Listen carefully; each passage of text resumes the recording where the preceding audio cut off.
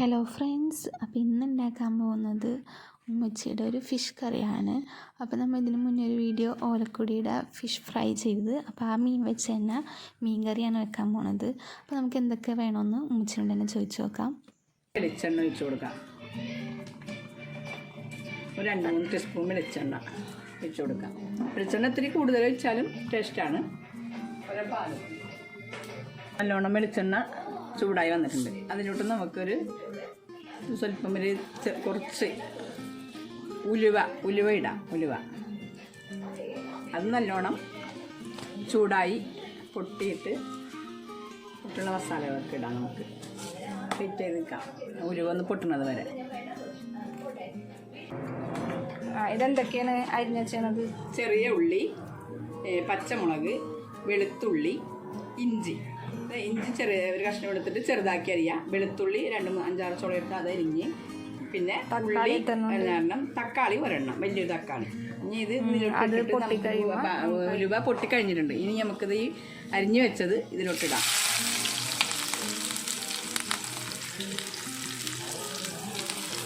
ഉലുവ പൊട്ടിയതിന് ശേഷം നമ്മൾ ഈ അരിഞ്ഞു വെച്ച വെളുത്തുള്ളി, ചെറിയ ഉള്ളി, ഇഞ്ചി, പച്ചമുളക് ഇത് നമ്മൾ ഇതിലോട്ട് ഇട്ട് ഇനി ഇതൊന്ന് നല്ലോണം വഴറ്റി കൊടുക്കാം.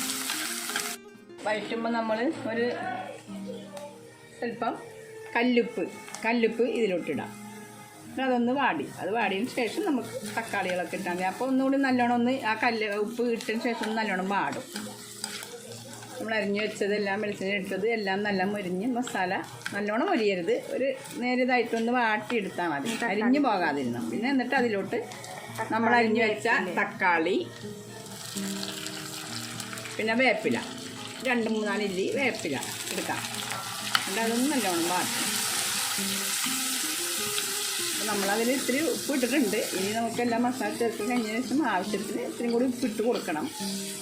എന്നിട്ട് നമ്മൾ ഉപ്പിൻ്റെ പാകം പോലെ ഒന്നിട്ടിട്ട് ഓരോരുത്തർ തക്കാളിയൊക്കെ നല്ല ഉടഞ്ഞ് ഒരു ഗ്രേവി പോലെ വന്നിട്ടുണ്ട്. ഇനി അതിലോട്ട് നമുക്ക് ഒന്ന് തീ കുറച്ചിട്ടിട്ട് മല്ലിപ്പൊടി 1 ടീസ്പൂൺ ഇടാം. മല്ലിപ്പൊടി, പിന്നെ മുളകും പൊടി ഒരു 2 ടീസ്പൂൺ. എരിവ് പോലെ കേട്ടോ, എരിവ് പാകത്തിന്. അധികം എരിവ് വേണ്ടാത്ത ആൾക്കാരാണെങ്കിൽ 1.5 ടീസ്പൂണൊക്കെ നമുക്ക് ഉപയോഗിക്കുമ്പോൾ എരിവ് കൂടുതൽ വേണം. അതിൻ്റെ പേരിൽ 2 ടീസ്പൂണ് നമ്മൾ ഇട്ടിട്ടുണ്ട്. പിന്നെ മുളകും പൊടി, പിന്നെ ഒരു സ്വല്പം മഞ്ഞൾപ്പൊടി, ഇത്തിരി ഏളം പെരുംജീരകം പൊടിച്ചത് ഒരു 100 മില്ലി, ഒരു സ്വല്പം പൊടിക്ക് 1/2 ടീസ്പൂൺ.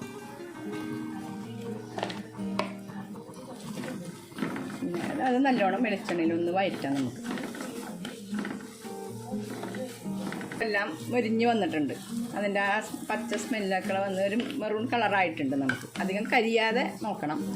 മുളകും പൊടിയാണ് നമുക്ക് കൂടുതലും ഇത് ഒരു കളറും ഇത് ടേസ്റ്റും എരിവും ഒക്കെ കൂടി ആകുമ്പോൾ ഒരു രുചി ഉണ്ടാവും. അതങ്ങനെ. എന്നിട്ട് അതിപ്പോൾ മുരിഞ്ഞ് ഞാൻ അതിലോട്ട് നമുക്കൊരു 2 ഗ്ലാസ് വെള്ളം വയ്ക്കാം. പാകത്തിന് ഓരോരുത്തരുടെ ചാറ് പോലെ.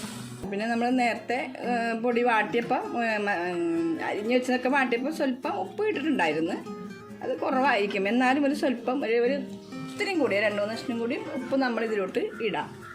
എന്നിട്ട് നമ്മൾ പാകത്തിന് നോക്കിയിട്ട്, പിന്നെ കൂടുതലാവാൻ പാടില്ല, നോക്കിയിട്ട് വേണം ഇടാനായിട്ട്. പിന്നെ അതിലോട്ട് നമ്മൾ ഒരു 2 കഷ്ണം തക്കാളി നമ്മൾ ഇട്ടതാണ് പുളി കൂടാതിരിക്കാൻ വേണ്ടി. പിന്നെ 2 കഷ്ണം കുടംപുളി നമ്മൾ നുറുക്കി വെച്ച കഷ്ണം മീൻ. അതിന് മുന്നേ തിളക്കണേക്ക് മുമ്പും ഇടാം. ഇതിൽ കിടന്ന് അത് വെന്തോ. അതിന് നമ്മൾ കുറച്ച് വെള്ളം ഞാൻ അതാണ് ഒഴിച്ചത്. അപ്പോൾ അത് പാകത്തിന് നമുക്കിത് വെന്ത് ഇതിന് മസാല പിടിച്ച് കിട്ടും. തിളക്കുമ്പോൾ നമ്മളിതിങ്ങനെ ഓരോ കഷ്ണങ്ങളാക്കിയിട്ട് ഇതിങ്ങനെ ഇട്ടിട്ട് നമ്മൾ കഷ്ണങ്ങൾ ഇട്ട് കഴിഞ്ഞ് തീ കൂട്ടി വെച്ചിട്ട്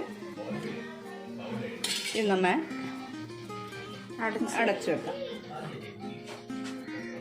നമ്മളൊരു 10-15 മിനിറ്റ്, ഒരു 10-20 മിനിറ്റ് കഴിഞ്ഞിട്ട് നമ്മളിത് തുറന്നിട്ടൊന്ന് ഇളക്കി നല്ലോണം തിളച്ച് വന്നിട്ടുണ്ട്.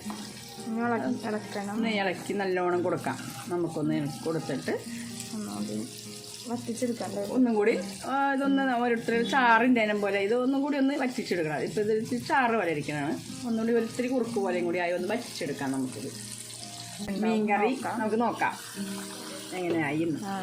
അത്യാവശ്യം ഒന്ന് കുറുകിയ അത്യാവശ്യം നല്ല കുറിയൊക്കെ വന്ന് നല്ല ഉറച്ച് നല്ല മീൻ കഷ്ണങ്ങളൊക്കെ വെന്തിട്ടുണ്ട്. ഇത് നമ്മളെ നെയ്യൊക്കെ വെളിച്ചെണ്ണ ഒക്കെ നല്ല മുകളിലോട്ട് നല്ല തെളിഞ്ഞ് നല്ല കളറിൽ നിൽക്കുന്നുണ്ട് ഇപ്പം.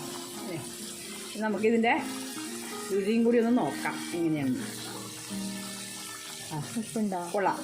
ഉപ്പ് പുളി എല്ലാ പാകത്തിനും എരിവ് കുറച്ചും കൂടി നമുക്ക് എരിവില്ലെങ്കിൽ നമുക്ക് നോക്കിയിട്ട് ഒന്ന് എരിവ് വേണ്ടവർക്കാണെങ്കിൽ എരിവിടാം.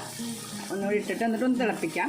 അപ്പം നമ്മൾക്കിടെ ഇതിൽ കുറച്ചും കൂടി എരിവ് നമുക്ക് വേണം, കുറവാണ്, ഇതുകൊണ്ട് നമുക്ക് ഇടാം. അപ്പം ഒന്നും കൂടി നമ്മുടെ മീൻകറി റെഡിയായോ എന്ന് നോക്കാം. ഒന്ന് വെച്ചിട്ട്